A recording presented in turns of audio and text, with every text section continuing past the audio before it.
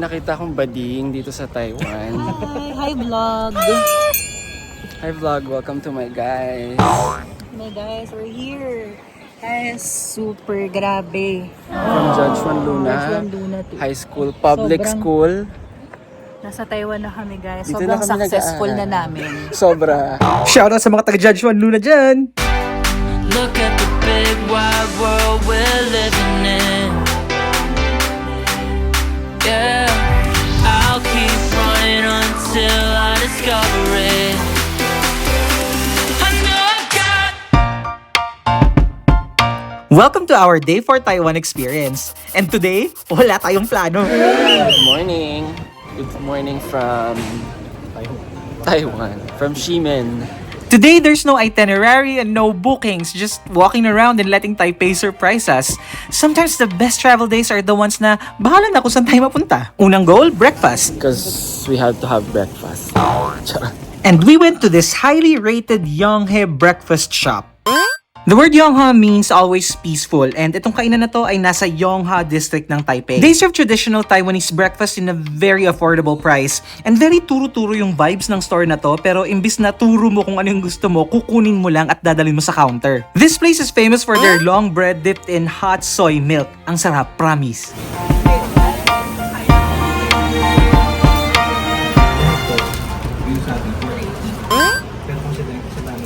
Sa dami ng Tsaka yung ano niya, pagka-hefty. After that wonderful breakfast, we walked around to look for a local coffee shop.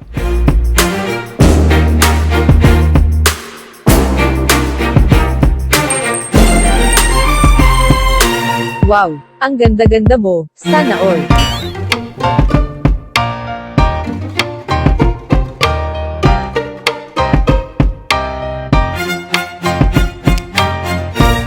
We even saw this opera house along the way. And after a couple of minutes of walking, dumating na nga kami sa coffee shop. Welcome to Acro Cafe.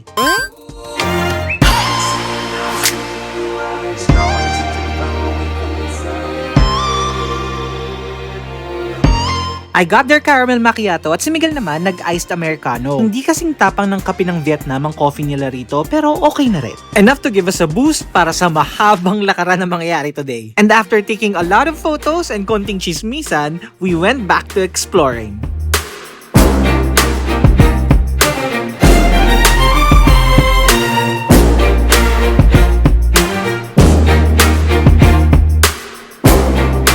It was a really great weather for a walk. Hindi ganun kataas ang araw kahit na 9 AM. In fact, medyo maulap siya kaya lalong mas masarap maglakad. Unlike dito sa Pinas na konting lakad mo lang naglalapot ka na.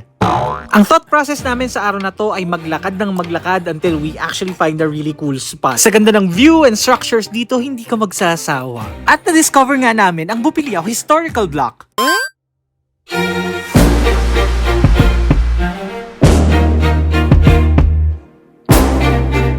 Bupiliao dates back to more than 200 years ago. Dati siyang isang busy commercial area, may shops, trading houses, and even medical clinics. Later on, naging residential area siya, but as Taipei modernized, almost na-demolish na rin ang buong lugar. Good thing the government decided to preserve it, kaya ngayon, parang time capsule siya ng old Taipei.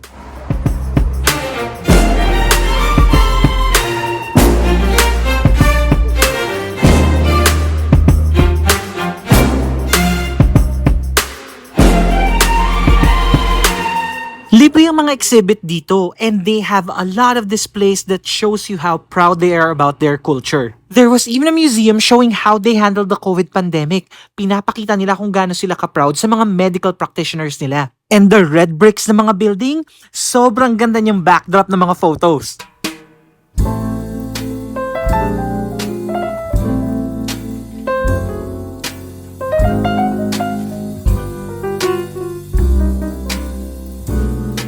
At nagkaroon na nga kami ng biglaang photoshoot. Every angle in this narrow street is photo-worthy.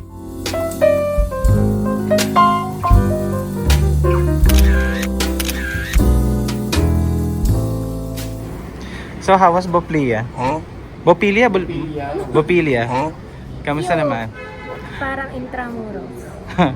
Bupiliao. Oh, ano masasabi sa Bupiliao? It's life-changing. Oh! Uy, dumalan tayo dito.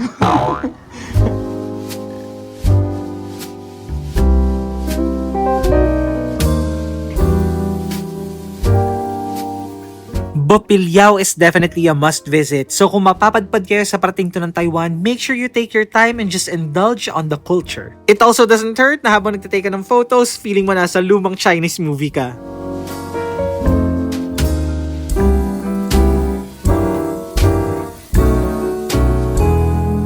And after more wandering, we reached this temple. Welcome to the Longshan Temple. So, anong dala mo? Flower. Jasmine.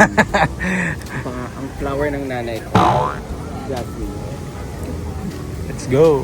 The Longshan Temple is more than just a beautiful architecture. It's one of the most important spiritual sites here in Taiwan. Built in 1738, Longshan Temple is dedicated to Guanyin, the goddess of mercy. Pero ang unique dito, hindi lang siya for one religion. You'll find elements of Buddhism, Taoism, and traditional Chinese folk beliefs all in one place. Talk about unity. Ayoko! Ikaw na lang!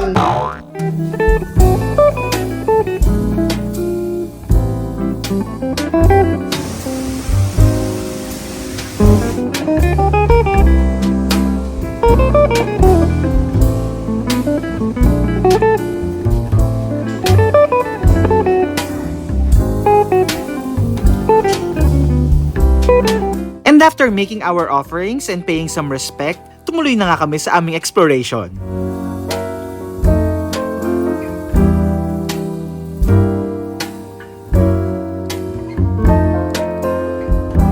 And after riding the MRT, we got to Taiwan's National Theater.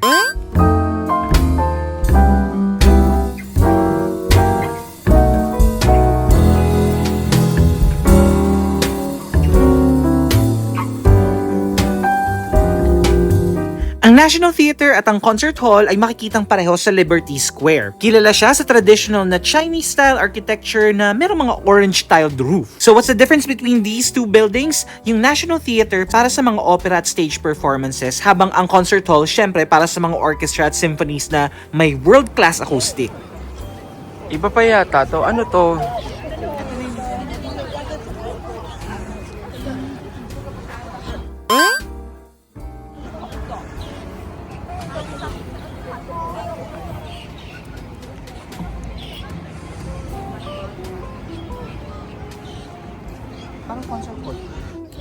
May nakita akong bading dito sa Taiwan. Hi vlog! Hi vlog, welcome to my guys. Hey guys, we're here. Guys, super grabe. From Judge Juan Luna, Judge Juan Luna to. High School, Public Sobrang- School.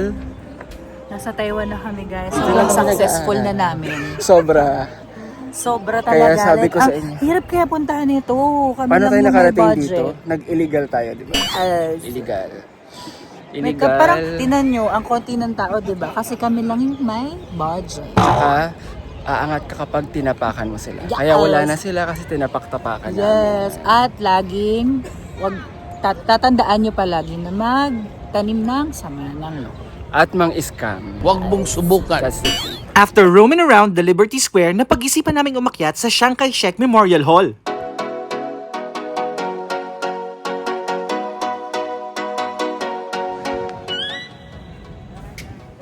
So, naging National Geo na tayo. But naman, puro Siyempre, pictorial muna bago mapagod umakyat.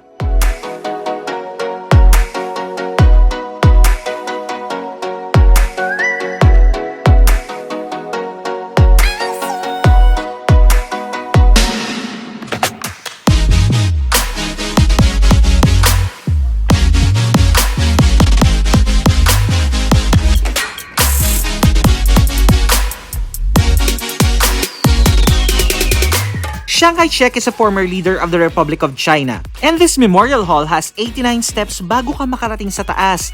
The same number ng edad ni Chiang Kai-shek nung pumanaw siya. And his statue is 6.3 meters high. Hindi na bibigyan ng justice ng video na to, pero pag nasa loob ka, feeling mo ang liit-liit mo kasi ang laki-laki ng buong structure. It just shows you how much they revere this historical figure.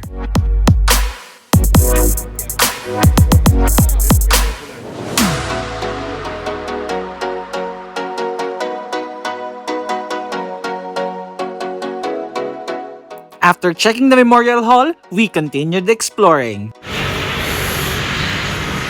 Hindi ba to ano? Cherry blossoms? Bonggang Bilya ba yan?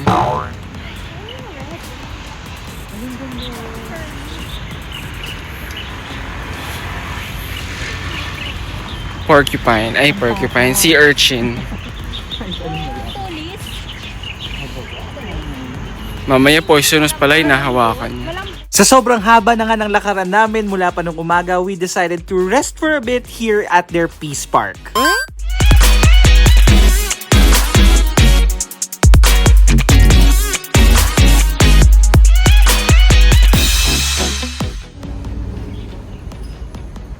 Ay, kanina pa kayo dito? Nanilimos ba kayo?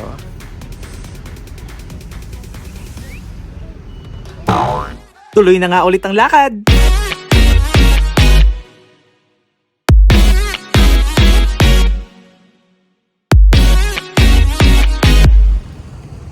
Okay, so nasaan tayo ngayon? Presidential Palace. So, palace ng president ng Taipei. Anong Taipei? Taiwan. Ayun yung office niya. Ito yung office niya. Buti pa yung president ng Taiwan may office. Andito tayo sa National Taiwan Museum. Hindi ako sure kung field trip ba yan or... Ay, mukhang field trip naman. Tingnan natin kung open pa siya. Because the time now is 3:47. We're not sure kung makakapasok kami. At nakapasok nga kami. For 200 pesos per person, sulit na sulit kasi you get to explore the whole exhibit.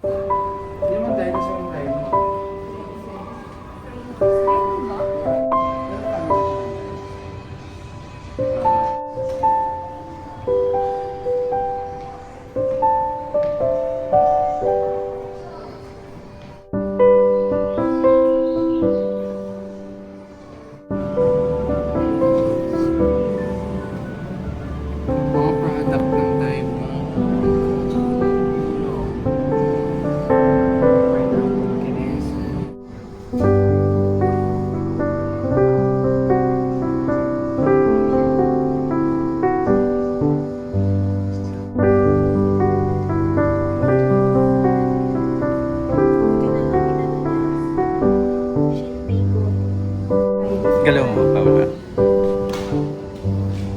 Dahan-dahan.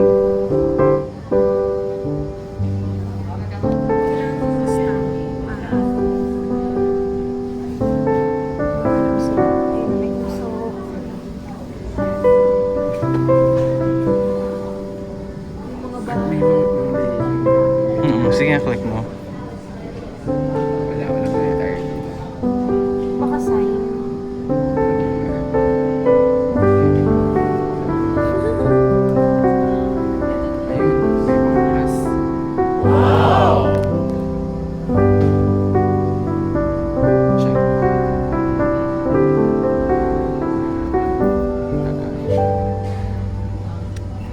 And that was just the start. Sobrang dami ng display. Tara, samahan nyo kami.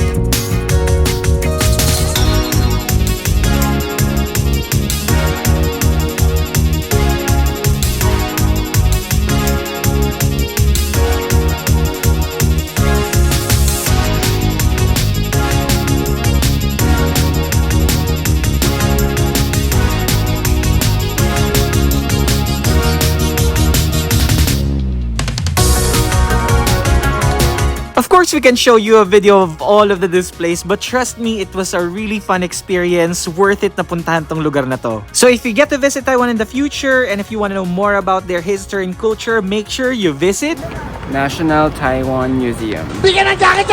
After that, we went straight home kasi tonight, we're gonna go to a Michelin star restaurant.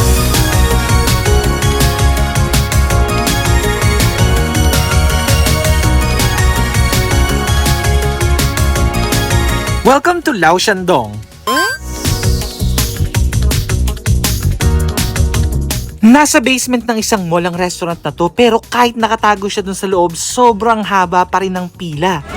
Nasaan tayo ngayon? Lao Shandong Restaurant. Michelin star from 2018 until 2025. So, wala naman siyang 2026 na nakasulat. Wala pa naman yung year. So 8 years na Michelin. So as you can see, super busy. There's a line outside. The price of the food here ranges from around 300 to 400 pesos and we ordered their beef noodle soup. Umorder din kami ng iba't ibang mga offal meat on top of rice and I'll tell you, sobrang sarap nila. Gets namin kung bakit nagkaroon ng Michelin star ang restaurant na to. For dessert, we went to this very famous crispy milk donut shop.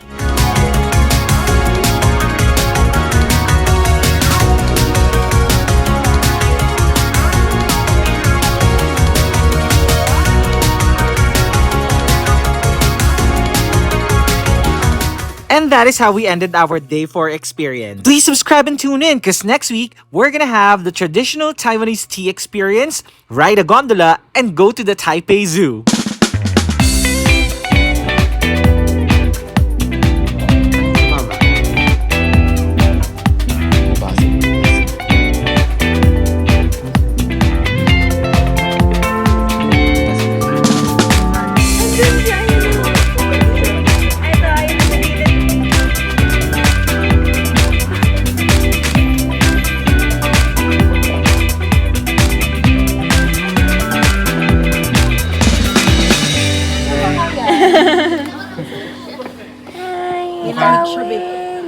Para kang nananalamin, no?